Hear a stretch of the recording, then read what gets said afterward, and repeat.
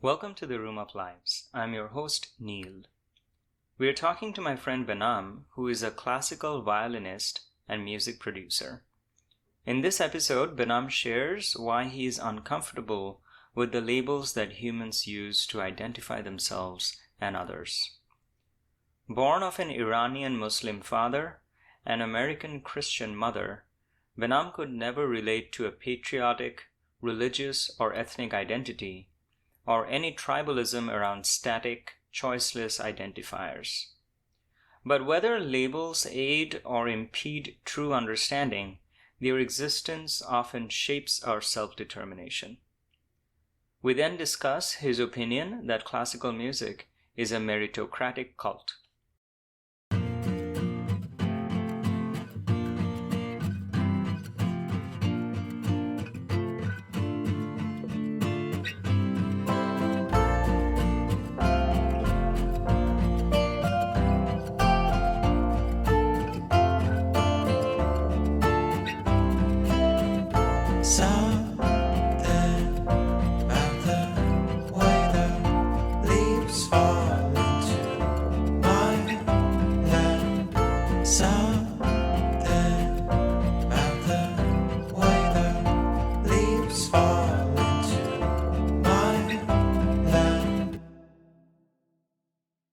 This is a whole separate bullet point that he wanted to talk about, that labeling is something that that has been problematic for you, ethnically, religiously, politically. So I want to hear more about that. Yeah, and I guess that does kind of relate well to this idea of connecting versus not connecting. So I grew up as a half Iranian, half American person. My mother was a practicing Christian. My dad, not really a practicing Muslim, but way more Muslim than he was Christian. Yeah. And this is like I was really coming into adulthood around the time that not adulthood, sorry, adolescence. I was like born in 93, but so like 7 or 8 when 9/11 happened, and like 10 when Bush decided to invade Iraq. And so to me, like, there was just like this clear dichotomy in my mind growing up, that well, maybe not dichotomy. It was weird. It was a split. There was a split down the middle of my identity. So like, in deep West Texas, things are pretty conservative. Like, people are patriotic about being American. Yeah. And I could not be, because I knew, because I'd met them, that like half of my family was really kind of in mortal peril because of totally unchecked imperialist tendencies of the country that I live in, and that I'm a citizen of, and so I never really had the luxury of feeling at ease in a sense of belonging to that identity of being a U.S. citizen. I was like, yeah, but actually, the 200,000 Iraqi citizens who died in the 5 years after we first invaded really didn't have that coming. They were just good people trying to live their lives, and they just had one bad dictator, and now they're all dead. Yeah. And so like that really wasn't accessible to me. Neither was religion, just because all the metaphors don't make sense when the Heavenly Father is one thing and your real father is like clearly something else. And just like, True. Yeah. And it was even more confusing. That's so funny. That contradiction, it never the metaphor strike most. Yeah. Okay. Well, and then like the right hand of God is Jesus, blah blah. I'm left-handed. I'm like, I don't get this. Fuck you guys. But there's that. There's religion. And like, according to Christianity, my dad's going to hell. According to Islam, we all get to go to heaven. So I should probably convert. It's like, there's those. Wait, you said wait, hang on. According to Christianity, your dad's going to hell. According to Islam, what's happening? As I understand it, there are less prestigious levels of heaven for other Abrahamic faiths. Oh well, I'm fucked. Yeah, you should probably convert too. What happens to Hindus in the Quran? You have to. Does it have a proposition for us? I think you go to hell, man. Yeah. Yeah. Sorry about that. Okay. It's a club, kind of join them. This is weird because I did attend church. Well, you kind of like you said you upped my hopes there by saying we. I'm like, oh, what's that? We are at least. Is there one religion according to which I'm going to heaven? No one has ever told me this. No, you get reincarnated. Such a downer. Yeah, I guess. Yeah. Just never. Just like nope, again. Yeah. Politically was kind of funny because like. There have been times in my life when I would consider myself like libertarian. Other times when I consider myself socialist. I read like Plato's Republic when I was way too young, and it just like got in my head. I was like, we should wait for the philosopher king. Yeah. Wait, what's that? Just unpack that a little bit. Just this idea that like this is the same gripe that anyone will have. This is one of the reasons why I kind of just got really disillusioned with politics by the time I was 13 because I like thought about it for a while and I was like, oh god. Philosopher king in Plato's Republic, he outlines the ideal society, and in that society people who would rule would have spent their lifetime training for this, the way that like an Olympic athlete would. And they would go through these rigorous stages, and only after they had served in all the positions that were like relevant to understanding the plight of the everyday person would they be allowed to provide the active service that is governing. Right. So very platonic. That ideal utopian. Yeah. But yeah. So politically, religiously, ethnically. Yeah, ethnically, I had the weird name, so it was cat's out of the bag, even though I look pretty white. Yeah. I never went by Andrew. My parents never called me Andrew. Nobody ever called me Andrew. Andrew? Andrew is my first name. What? Yeah.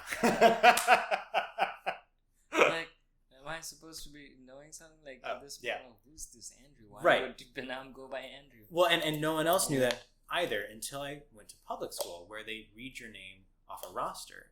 And my first name was what it was. And so people like Andrew. Yeah, I've done the same thing to undergrads that I've taught. I've called them things that they don't want to be called by. Like fucking, it's here. Like it's on my computer screen.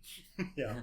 Also, when you turn in your work, please write down your name like it appears on my computer screen. I don't care what you prefer to be called. It's not about that. I need to know who you are and what you're... See, homeschool me and you, we would not get along. We would argue a lot. But so I had to correct people, and that was just something... that's actually something that I've found this really kind of hilarious, that I've never lived in a place where Behnam was a native name.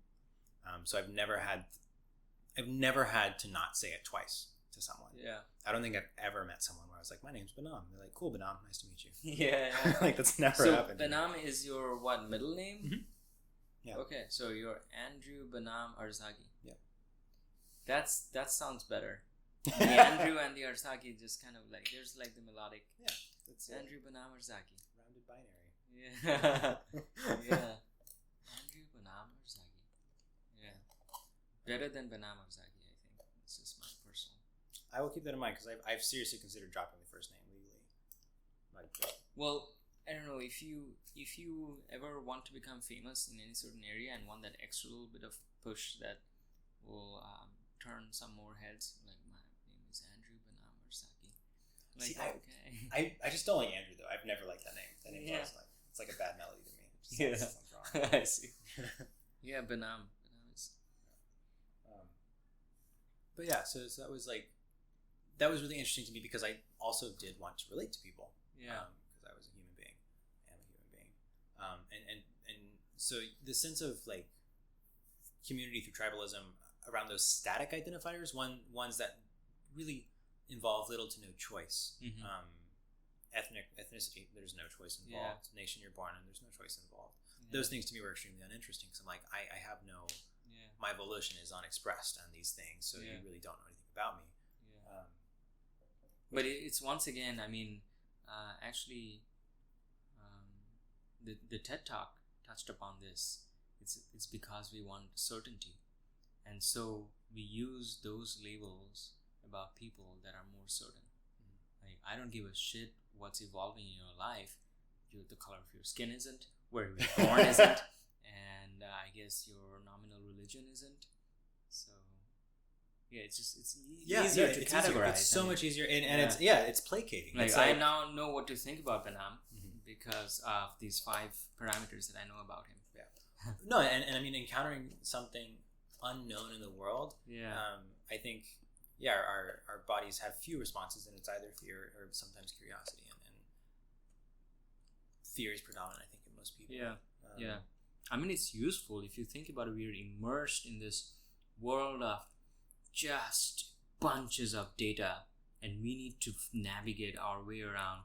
And a lot of times this means having very little to go on and trying to make the most prudent decision possible. Mm-hmm. And if curiosity and exploration is not on top of your list, then a lot of the times the best thing that you can do is the best statistical extrapolation based on the meager amount of information that you just got out of this guy.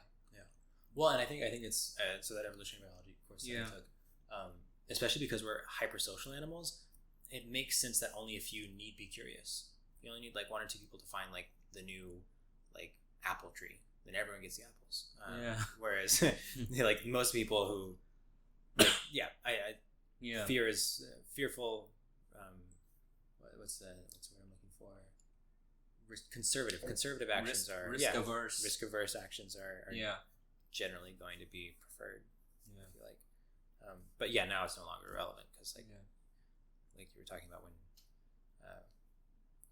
like the likelihood of us actually not experiencing abundance for the rest of our lives is extremely low. Speaking of labels, the Wachowskis are like one of my favorite directors, if not the favorite. What are they? So they used to be Andy and Larry Wachowski. Okay. Directed The Matrix, and then they both changed sex. And so in the middle, they were the Wachowski siblings, and now they're the Wachowski sisters instead of brothers. I don't know what their first names are. Lara or something. I don't know. Anyway, so they produced this this original Netflix series called Sense8. And The Matrix being possibly my all-time favorite movie. And then Cloud Atlas being a more recent movie that I absolutely loved. And then I found out that it was also directed by the Wachowskis. I was really excited to start watching the series. Eventually it got discontinued because the number of people who were watching the show was not being justified by its production costs. Like, they had to shoot it everywhere around the world. It was a story of these 8 people born at the same time in 8 different places of the world, but they're all somehow just mentally connected to each other. And this starts to happen. Like, in the beginning they were individuals, but eventually slowly they start being able to eavesdrop into each other's experience, and they don't know what's going on, but there's like a backstory. Anyway, with the Wachowskis, what is apparently a sci-fi movie contains deep philosophical undertones every fucking time, except when they did Matrix 2 and 3. That was just that was yeah. Anyway, but in Sense8, I remember there was this one quote where it formed an important part of one episode. It was like, and the quote was, "Labels are the opposite of understanding." It was something about the LGBT movement, I guess.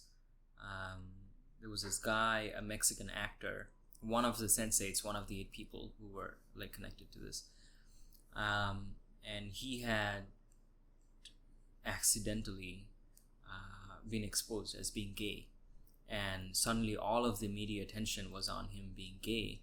And there was this one reporter who was asking him, so something about him being gay, so are you whatever? And he said, "I don't know why you're asking me these questions, like, why does it matter?" And she said, "I want to understand." And he said, "No, you don't want to understand. Labels are the opposite of understanding." And so that struck me. I was like, yeah, that's true.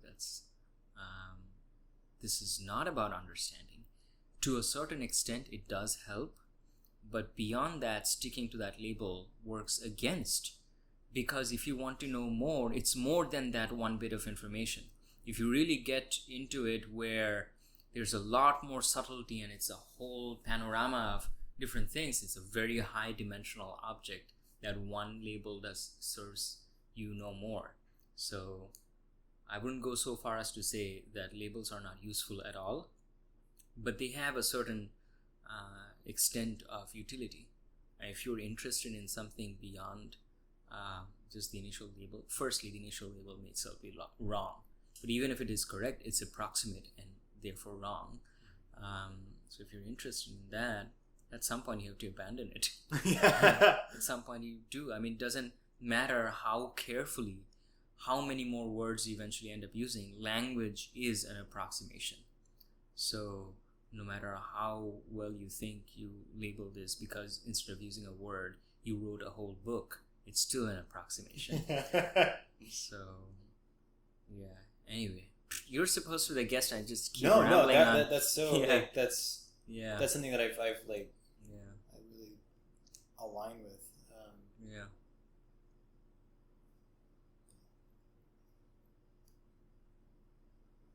I mean, yeah, partly because I experienced like erroneous labelings, partly because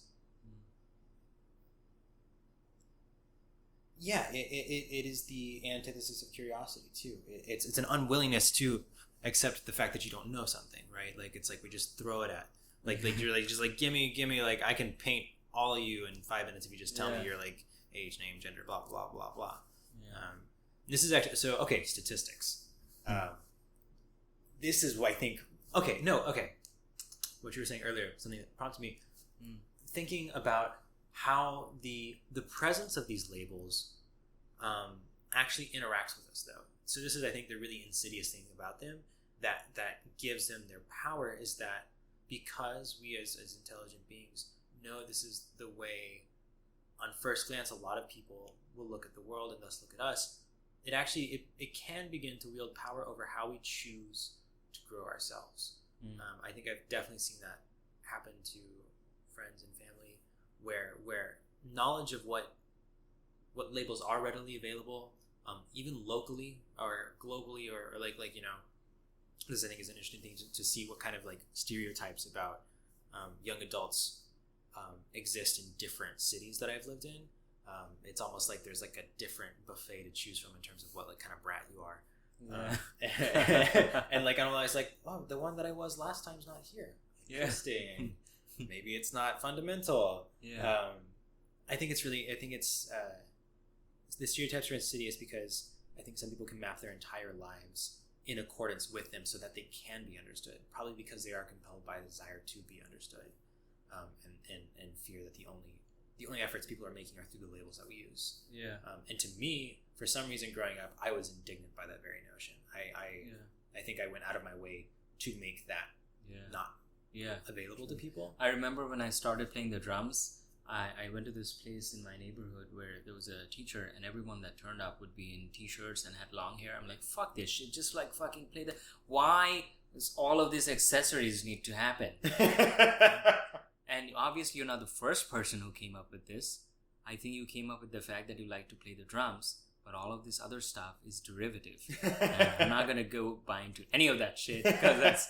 Now you're trying to align yourself more and more along this identity so that people can identify you by sight and say, oh, that's a musician.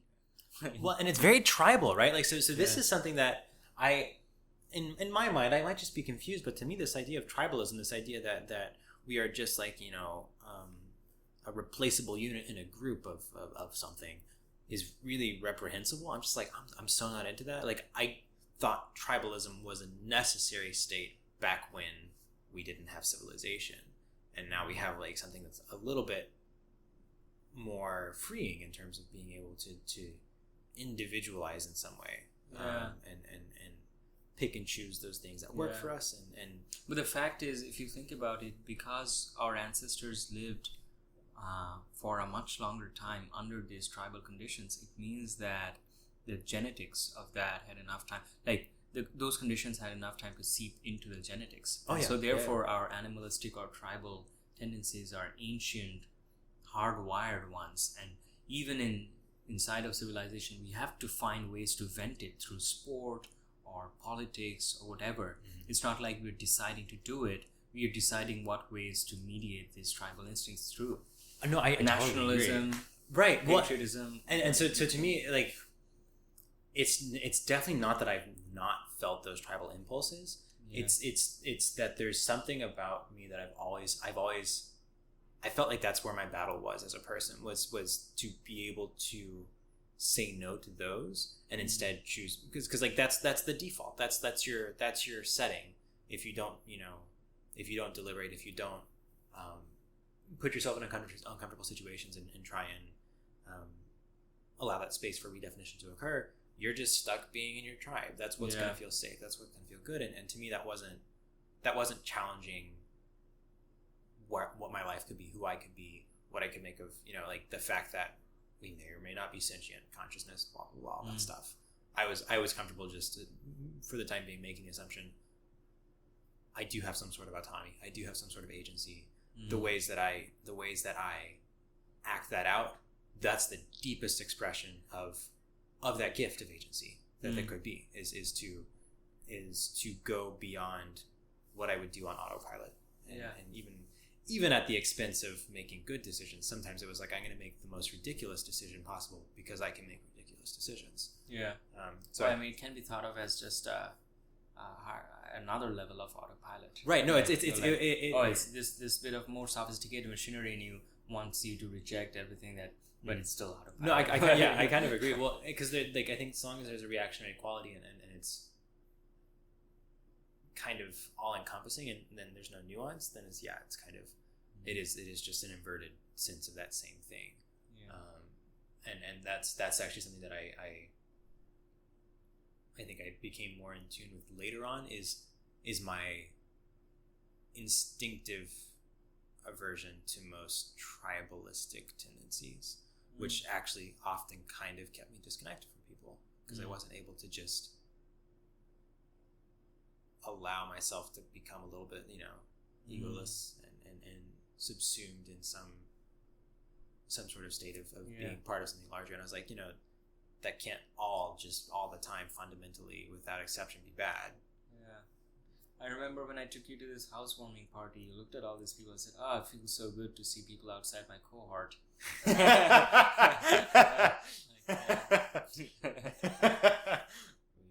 to say nothing more about that.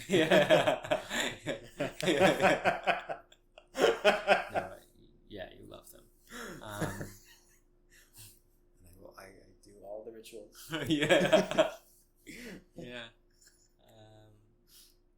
I was just speaking, I think yesterday morning, I told you about Allie, this girl that I did the Mandelbrot set project with over summer, and she seemed to me a very unlikely candidate for getting into a sorority, but there was apparently this one sorority where she was getting into, and yesterday when I spoke to her, she said she had unpledged herself from the sorority, and I said, "Whoa, what happened?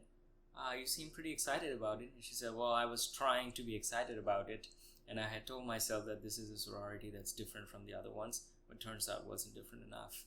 It's like, okay, well, I'm happy. Anyway. Well, and it's kind of interesting too, because it's not that I've so classical music, I definitely consider a cult. It's just, it's a cult that is kind of meritocratic, more so than a lot of places. Less so than some. I actually don't know if I've encountered that many places that are more fair in that way, because you can't cheat. You're going to sound like how you sound. Oh yeah, but I mean, I read this book called Blink by Malcolm Gladwell, where if you're also looking at the person who's playing the music, that can paint a lot of a very different picture of how you perceive. Oh yeah, there is biases. If it's a woman, then you're going to be like, okay, it wasn't very good or something. Right. Well, and that's why we have blind auditions. Yeah. Like a lot of auditions are blind. The first time I was concertmaster of an orchestra was because of a blind audition. I wouldn't have been given that. I was 12, and it was a high school orchestra, and so they would have been like, no, you're too short. So I appreciated that about it. Especially there was pretty rampant cheating in my high school. It was very, very, very common. And I was homeschooled before that, so I was like, I I am here to make myself smarter, and Yeah. there's nothing achieved by cheating in my mind. I was like, this, like, Yeah. as long as I'm making A's in my classes, even like if they're not 100s, then so that appealed to me, and I definitely like indoctrinated myself, so to speak, like listened to all the same musics, like, you know, learned the lore, the history, who the big players are.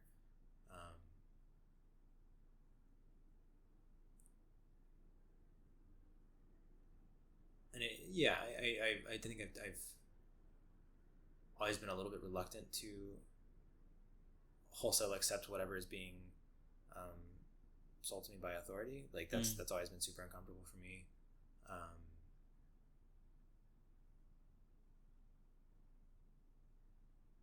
And I think it waxes and wanes. I think I've had times more recently where I've seen where in my own mind I was ready and willing to accept and defer to an authority because it seemed to me that was the most efficient and effective way for the whole system to operate. Yeah. Is if people in my position were willing to do the part where they were the most effective agent, right? Which is, this is the school I'm at now. Being a student, there are certain things that you can do that are helpful. There are certain things that are not your jurisdiction. And I think I got to witness at that school what happens when a lot of people are like how I was a lot of my time growing up, which is to say unwilling to make room for other people to make decisions, and then to just follow those decisions to the best of your ability.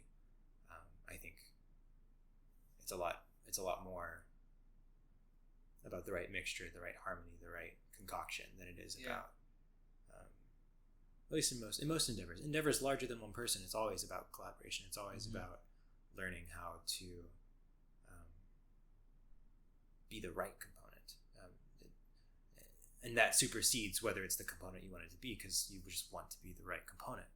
You know, that's the only goal. That's one of the things I always really enjoyed about playing in an orchestra, especially a really good orchestra, is because it's comprised of individuals who are able to move in and out of roles, and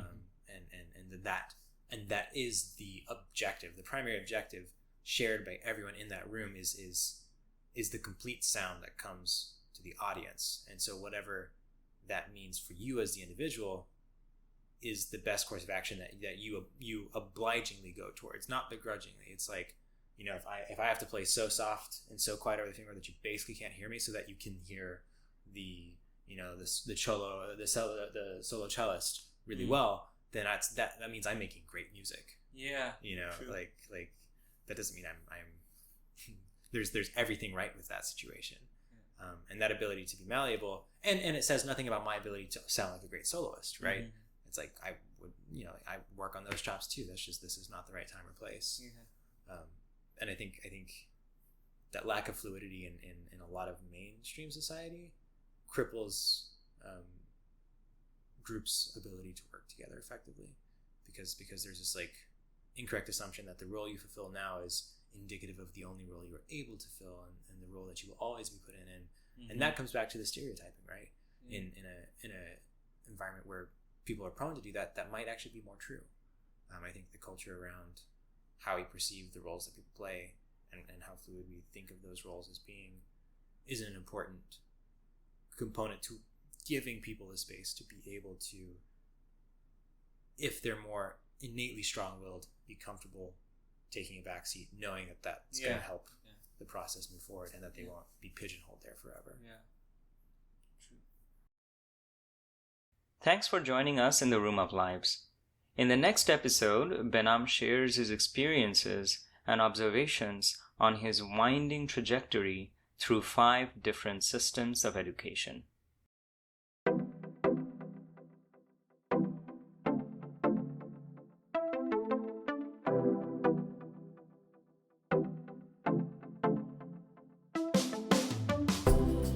I've been waiting for June and July to feel something real again, to feel like I can fly.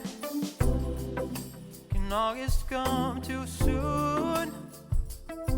I don't know, but I know I'm losing my mind.